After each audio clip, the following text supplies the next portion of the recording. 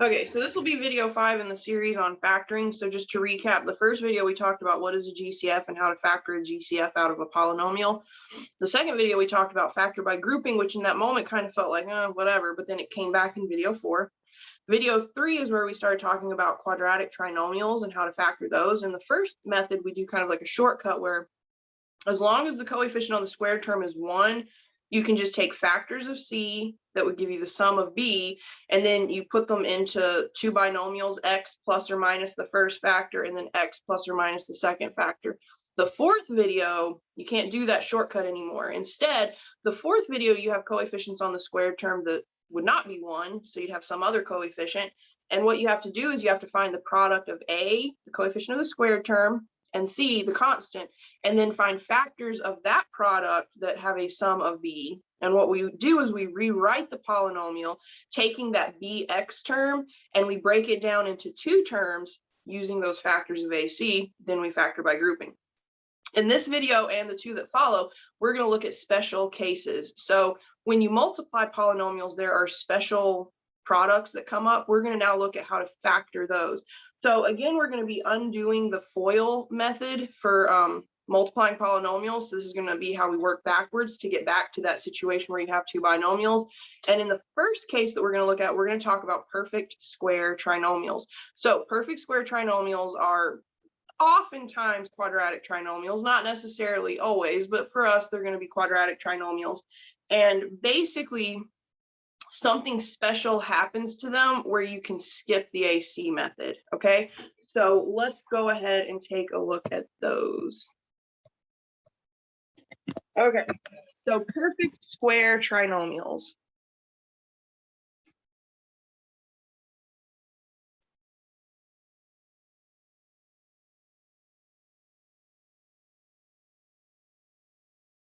Now, this is something that, again, like right now, you're kind of like, okay, cool, it's a trick, it's a shortcut to factoring, but it does have a purpose later in life. So for those of you that end up looking at the higher level content in this class, or you go to like a college algebra or a pre-calculus class, this comes up when you do something called completing the squares. So again, it may seem a little disjoint now, but it does come up later in your life for the most part. Now, first of all, I kind of mentioned this earlier, but for us, these are going to be, for the most part, quadratic trinomials, but they're going to be quadratic trinomials that have this extra thing that happens to them that makes factoring a shortcut. So a perfect square trinomial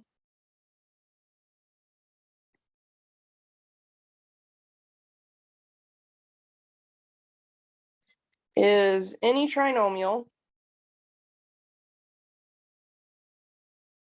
of the form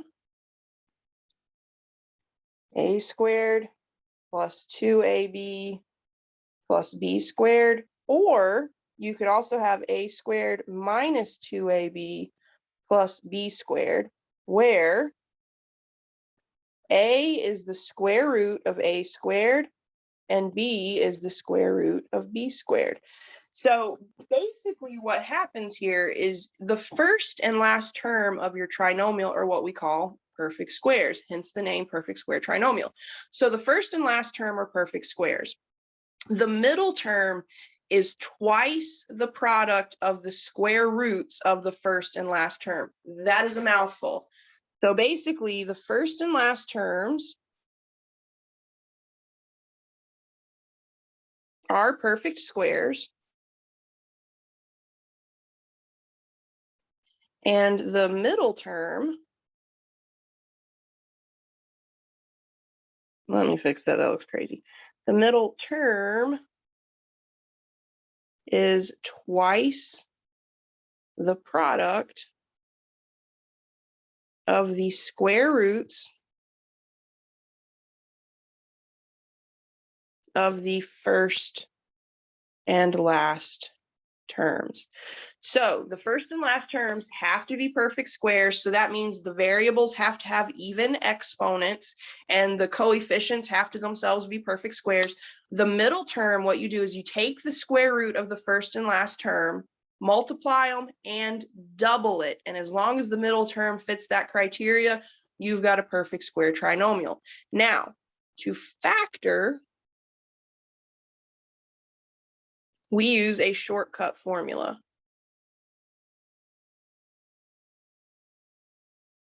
Now, I do want to state that you can factor these as long as you're dealing with specifically a perfect square trinomial where it's degree 2, so it's a quadratic trinomial. You can factor these using the regular methods for quadratic trinomials, but sometimes knowing the shortcut is going to be a huge time saver at this point because some of the numbers get really big and really hard to work with. But don't sleep on this method. You need to know how to factor these this quick way because this comes back in a much later topic that could come up for you all called completing the square, okay? So if I have a squared plus 2ab plus b squared, in fact, I'm going to change this plus right here. I'm going to make it red so it stands out. Then this factors into a binomial squared, okay? And what we get is we get a plus b quantity squared.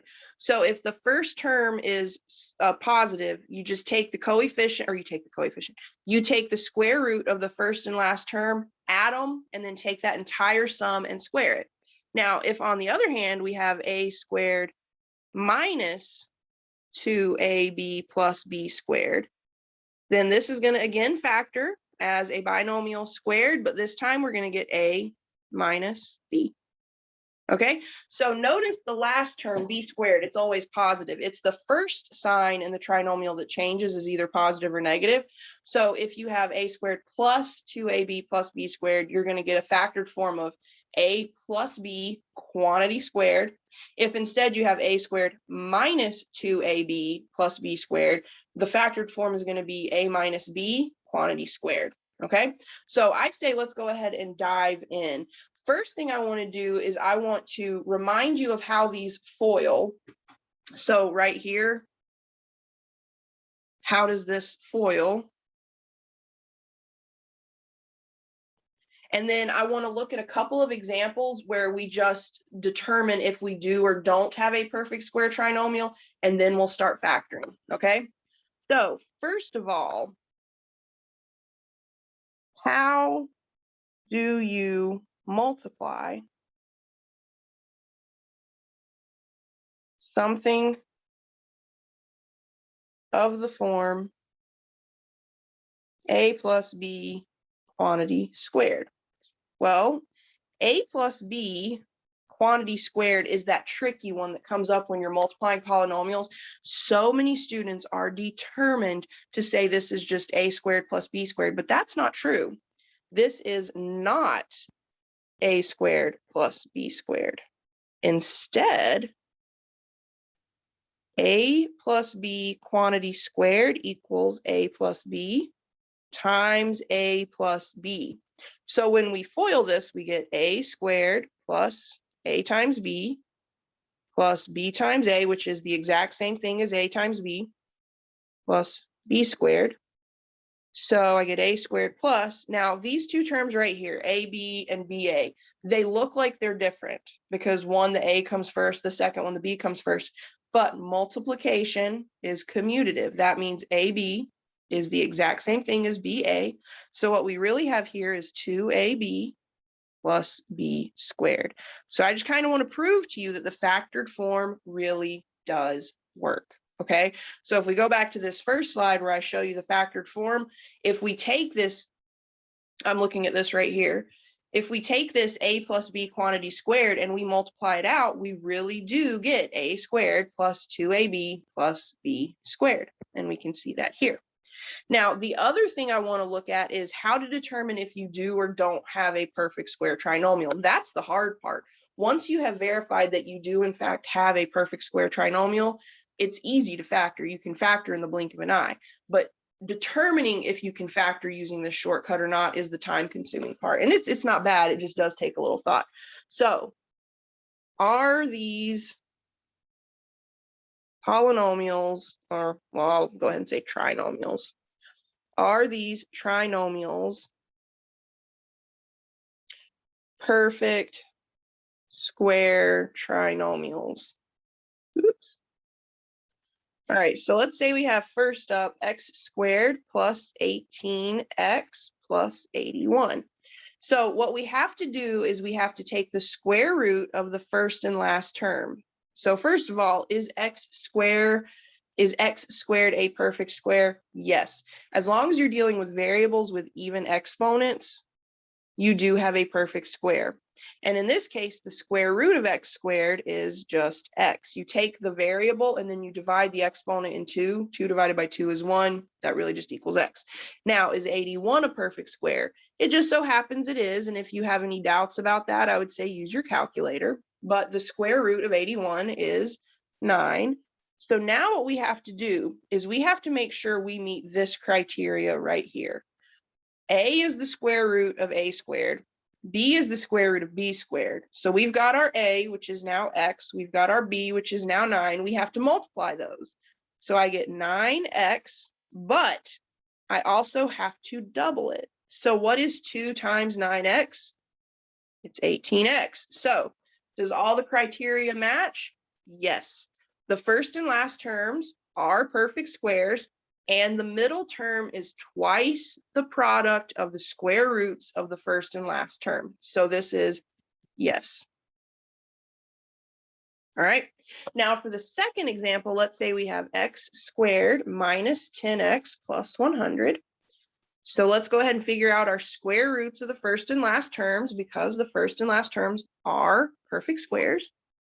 So the square root of x squared, again, you take the variable, divide the exponent in 2. So 2 divided by 2 is 1. So x to the first power is just x. And then 100 is a perfect square, and its square root is 10. Now, what we have to do is multiply these two square roots and then double it. So we want to take 2 times the product 10x, which is 20x. Is that this middle term? No, it's not. We have the product of the square roots, but it's not doubled. So this does not fit the criteria. Remember, the criteria is right here that the first and last terms are perfect squares. We meet that criteria, but the middle term is twice the product of the square roots of the first and last terms. We don't fit that second criteria, so this would be no. Okay, so be on the lookout. You've got to first double check and make sure that middle term matches the criteria required for this to be a perfect square trinomial. Okay, so now what I want to do is I just want to look at bunches and bunches of examples. Okay, so let's start. Let's say that I have x squared plus 16x plus 64. So the first term is a perfect square, and its square root is x. The last term is also a perfect square, and if you have any doubts about this, you can use a multiplication table or you can use a calculator, but this is a perfect square, and the square root of 64 is 8. So now what we need to do is we need to multiply 8 and x, and then we have to double it, and we get 16x. So this right here is the middle term. So we can go ahead and factor. So I would say, okay, x squared plus 16x plus 64 equals, now remember, we've got this plus sign right here, which means we're going to have a plus sign inside the parentheses. And then we want to take the square root of the first term, which we already know is x. We want to take the square root of the last term, which we already know is 8. All right. So in the parentheses, we're going to take x plus 8, and then we're going to square it. Okay, now let's check. Remember, when you have x plus 8 squared, that's really x plus 8 times x plus 8. So I FOIL, x times x is x squared, x times 8 is 8x, 8 times x is 8x, and 8 times 8 is 64. And this simplifies to x squared plus 16x plus 64, which is exactly what we started with. So just to be clear, this boxed in red, this is your final answer. Okay, you will get to the point where you can check if your trinomial is a perfect square trinomial. You can do that work in your head. Just don't ignore it. Okay, it's important. You got to make sure you've got a perfect square trinomial before you start. All right, next up, let's say we have x squared plus, nope, let's do minus. minus 24x plus 144. So the first term is a perfect square, and the square root of x squared is x. The last term, 144, is a perfect square. Its square root happens to be 12. Now we want to take those two square roots, multiply them, and then double it, and we get 24x. That is the middle term, okay? So we're going to go ahead and factor. So I started with x squared minus 24x plus 144. I do want to pinpoint that this time we're dealing with a minus sign. So our final answer is going to be x, the coefficient of the first, or the square root of the first term, minus 12, which is the square root of the last term, and then we're going to square the whole thing. And there's our final answer. All right, let's do another one on this slide. I think I can fit one more in. So let's say for this one, I have x squared plus 40x plus 400. All right, first term is definitely a perfect square. We've kind of already gotten used to it. We've seen it a few times. So the square root of x squared is x. 400 is a perfect square. The square root of 400 is 20. So now let's double check that middle term. I want to take 20 times x and then double it. That would give me 40x, which is the middle term. So to factor it, I have x squared plus 40x plus 400. I know I'm going to have a set of parentheses, so that's going to hold a binomial. And since this first sign is a positive, that means I'm going to be adding. And what I'm going to be adding is the square roots of the first and last term. So I'm going to get x plus 20 quantity squared. And this right here is our final answer. Okay. So again, the work involved is determining if you have a perfect square trinomial. Once you know you have one, it's a piece of cake. Let's try some more. So next up, let's try x squared minus 11x plus 121. All right, first term is definitely a perfect square, and its square root is just x. The last term is also a perfect square, and its square root is 11. So now let's see. We take 11x and we double it, and we get 22x. But notice 22x is not the same as negative 11x. So this is not a perfect square trinomial.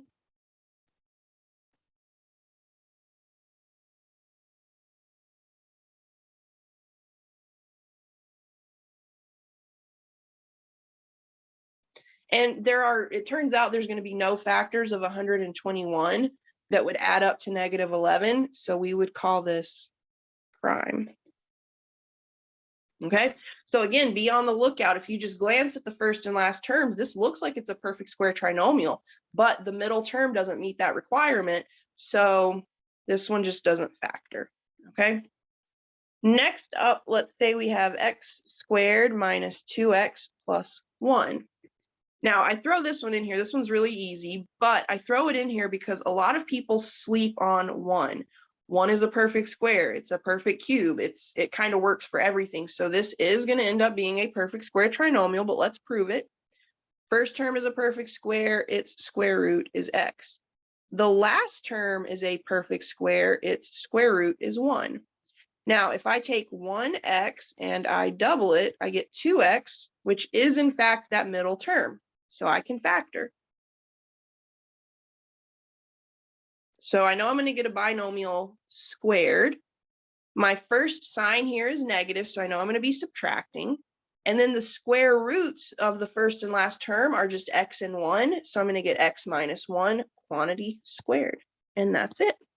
Piece of cake. All right. Let's try, I think I can fit another one on this slide again. So let's try 4x squared minus 16x plus 16. Now, if I look at this one as is, I've got a perfect square for the first term. I've got a perfect square for the second term. But the big thing I want you to notice here is I have a GCF. So let's start by factoring out a GCF, and then we'll see if what's left is a perfect square trinomial or not. So I do have a GCF of 4. Whoops, a GC4 of 4, bless my heart. A GCF of 4. So I'm going to factor my 4 out. So that's going to give me x squared minus 4x plus 4. Okay? So now I want to look at x squared. It is a perfect square. We already know that. We've seen it several times. And then 4 is also a perfect square. Its square root is 2. So now looking at the 2 and the x, I want to multiply them and then double it. And I do get 4x, which is the middle term. So when I factor this one, I don't want to forget the 4, okay? So I have x squared minus 4x plus 4. When I factor it, I'm going to get 4 times some binomial squared, okay? So the first term inside parentheses is a minus, so that means the stuff inside the second set of parentheses is going to be a minus. And then I'm going to add or subtract those square roots that are the square roots of the first and last term of x squared minus 4x plus 4. So I'm going to get 4 times x minus 2 quantity squared. So always be on the lookout. And this one's a little bit tricky because in its natural state, without factoring out the GCF, it looks like it's a perfect square trinomial anyway, okay? So just be on the lookout for those GCFs, all right? Next up, let's say that I have, we're going to do a nasty one now. Let's say I have 49x squared plus 126x plus 81. Now, this is a prime example of why it is super helpful to know how to factor perfect square trinomials, because could you imagine doing the AC method on this? 49 times 81, for anyone interested, is 3,969. I can't speak for the masses, but would you like to find factors of 3,969 that add up to 126? I wouldn't. So this is why I like for you all to know perfect square trinomial factoring, okay? So let's look at the first and last terms. The first term has 49x squared, and that is a perfect square trinomial, or a perfect square rather. So 49x squared, the square root of 49 is 7, and the square root of x squared is x. And then 81 is a perfect square. Its square root is 9. So now what I do is I have to multiply 9 and 7x, and then I have to double it, okay? So 9 times 7x times 2, well, 7 times 9 is 63, and then I multiply it by 2, and I get 126x, which is the middle term, all right? So you can see that this right here equals the middle term, so we can factor, okay? So I had 49x squared plus 126x plus 81. I want to go ahead and factor it. I know it's going to factor as some binomial squared. Let's figure out the sign in the binomial. Well, the first sign in the trinomial is a plus, so that's what's going to go inside parentheses. And then the other terms inside parentheses are just going to be those square roots of the first and last terms.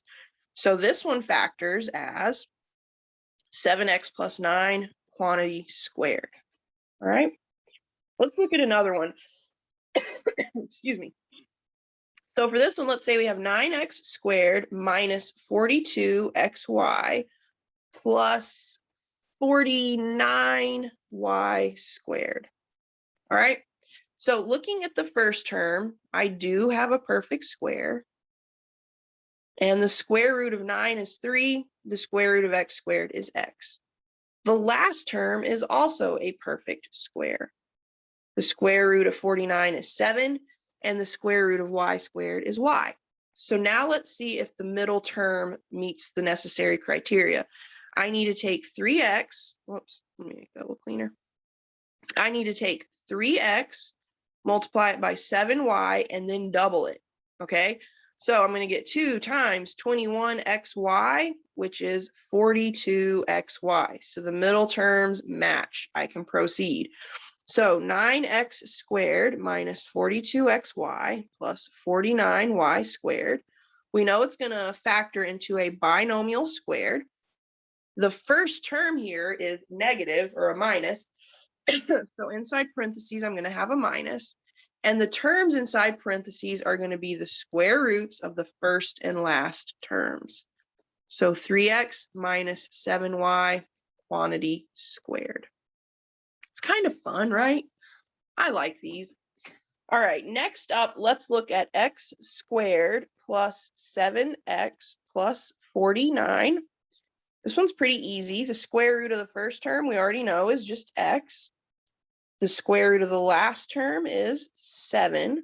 So we need to take 7x and double it. Well, that gives me 14x, which is not the middle term. Okay, so this is not a perfect square trinomial.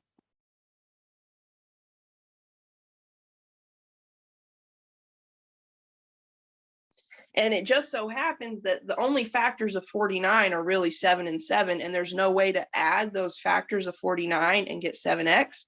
So we would call this prime. And that's it. What about, oh, we already did that one. How about this one? Let's say I have 8x to the third plus 24x squared plus 18x. So hopefully right off the bat, you look at this one and you're like, these aren't perfect squares on the first and last terms, and you'd be correct. But what I hope you also notice is that we do have a GCF. In this particular case, there is a GCF of 2x. All of the terms have a 2x in common, so let's go ahead and factor it out. So if I take 8x to the third and divide it by 2x, I'm left with 4x squared. 24x squared divided by 2x is plus 12x. And 18x divided by 2x is plus 9x. So looking at the insides, let's see, or whoops, it's just plus 9, not 9x. There we go. So looking inside the parentheses, let's determine if that trinomial is a perfect square trinomial. So the first term, definitely a perfect square. The square root of 4x squared is 2x. The last term is definitely a perfect square. The square root of 9 is 3. So now let's multiply and double it. So we want to take 2 times 2x times 3. So that's going to be 2 times 6x or 12x. And you'll see that the middle terms do match. Now remember, the middle terms that we're looking at would be the middle term in the parentheses after we've already factored out the GCF. So here's what I'm going to do. I'm going to write down my original GCF, okay? And then I've got my 4x squared plus 12x plus 9. This is going to factor as 2x times some binomial squared, okay? So to figure out the signs, the first sign, or in either the original polynomial or the polynomial after the GCF was factored out, in both cases, the original sign was a plus sign. So the binomial is going to be plus. And then what are the terms that are going to go inside that binomial? Well, they're going to be 2x and 3. So the final answer here is going to be 2x times 2x plus 3 quantity squared. And that's it. Let's try a few more. I've gotten a little tongue-tied, so I might have to finish a little sooner than necessary. Let's say that we have 16x squared plus 40xy plus 25y squared. Okay, so I don't have a GCF for this one, so I'm going to go ahead and just figure out the square root of the first and last term. The first term is a perfect square, and its square root is going to be 4x. The last term is a perfect square, and its square root is going to be 5y. So now let's see if the middle term meets the criteria. I want to take 2 times 4x times 5y. So I want 2 times 20xy, which is 40xy. All right. And 40xy does match that middle term. So when I factor, I get 16x squared plus 40xy plus 25y squared. I know it's going to factor as some binomial squared. The sign in the original trinomial is a plus sign to start. So that means the binomial is going to have a plus sign. And then the terms that go inside the binomial are going to be a 4x and a 5y. y. And that's my final answer. All right. Let's try this one. So let's say this is our last one, because I think you all kind of get the gist. But let's say that we had 25x squared minus 10x minus 1. Well, if I look at the first and last terms, they're definitely perfect squares. But if we go back to that very first video, or the very first slide in the video, the last term in a perfect square trinomial is always a plus, okay? So if we go back to where we're at here, the last sign is not a plus, and notice my lead term is negative. And we've talked about this a few times. If the lead term is negative, your GCF has to be negative. If there isn't a GCF, you have to factor out a -1. So let's go ahead and factor out a -1.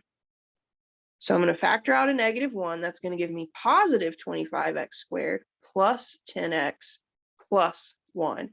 And now I'm in a better format. Okay, my lead term is now positive, and my final term is positive, which is required for a perfect square trinomial. So let's look inside parentheses. 25x squared is a perfect square. Its square root is 5x. 1 is a perfect square. Its square root is 1. So now I've got to take 2 times 5x times 1, or 2 times 10. Let's see, 2 times 5x. I got ahead of myself. And it equals 10x. Now 10x does match that middle term, so I can go ahead and factor. So what I have now is -1 times 25x squared plus 10x plus 1. Now, when I factor this, that negative has to be part of the answer. So I'm going to write down a negative and then my parentheses squared. Now, there's always that assumed 1 when you write a negative. A lot of times, though, in our final answer, we don't include that -1. We just put the negative there. Okay. Now, if you want to go ahead and put the -1, that's fine. But generally speaking, in like textbooks, you'll just see the negative, not the 1. Now, the sign we need in the parentheses is going to be a plus. All right. And then the terms that go inside parentheses will be a 5x and a 1. So the final answer here is going to be negative and then 5x plus 1 quantity squared. All right. So just a quick recap. Perfect square trinomials are of the form a squared plus 2ab plus b squared, or you could have a squared minus 2ab plus b squared. And what you need to know from these like formulas that you're looking at, a is just the square root of a squared, b is just the square root of b squared. So in words, for a trinomial to be a perfect square trinomial, the first and last terms are perfect squares, and the middle term is twice the product of the square roots of the first and last terms. Now, that's kind of a lot to take in, read it several times, but to factor these, we use a shortcut formula. You could certainly factor these using any of the methods we've learned for quadratic trinomials, but some of these get nasty, so it's nice to know the shortcut. If you do in fact have a perfect square trinomial, the shortcut formula is, if you start with a squared plus 2ab plus b squared, it's going to factor into just a plus b quantity squared, where a is the square root of the first term and b is the square root of the last term. If instead you had a squared minus 2ab plus b squared, it's going to factor into a minus b quantity squared, where a and b are the square roots of the first and last terms. Now, one thing I did want to remind you of is, how do you factor something where you've got a binomial squared? A lot of us would think a plus b quantity squared would just multiply out to be a squared plus b squared. Rookie mistake. Okay, this is something that at this point you should already be really comfortable with. But when you have a binomial where the quantity is squared, you don't just square each term. You multiply the base, which is a plus b, by itself. So you take whatever the binomial is and you multiply that binomial by itself. All right, so you can see how we would multiply something like this out. The second thing we looked at is determining whether or not a trinomial was in fact a perfect square. You can't just look at the first and last terms and say they're perfect squares. you have to look at the first and last terms, make sure they're perfect squares, but then you have to make sure the middle term is twice the product of the square roots of the first and last terms. So we looked at an example of each, where both on the surface they look like perfect square trinomials, but the second one, the middle term, didn't fit the criteria. And then we just looked at lots and lots of examples. Okay, so we looked at examples where we had to factor out a GCF. We looked at examples where the lead term was negative. Okay, and then we looked at just pretty basic standard examples. So that is factoring perfect square trinomials. Again, at this point in time, whoops, I hit my desk. At this point in time, they're nice. Okay, if you can, quickly acknowledge that you do have a perfect square trinomial, the factoring is going to be easier because you can use that shortcut. But if you're going higher level in math, like if you're going to go higher level in this course, or if you're going to take a college algebra class or a pre-calculus class at some point in the future, you're going to be doing something called completing the square. And knowing how to factor perfect square trinomials is a huge part of that. Okay, so don't sleep on this. All right, don't just go back on the methods you already know with factoring perfect square trinomials. Learn this, especially if you're going higher level, because you will need this. Okay. All right, next up, the last two videos in the series, I'm going to do a video on factoring the difference of perfect squares, and then I'm going to do another video on factoring the sum and difference of cubes. The difference of perfect squares is huge. It comes up all the time. Sum and difference of cubes, you don't see it a ton, but I want to make sure you've at least been exposed to it. All right, so keep an eye out for those videos.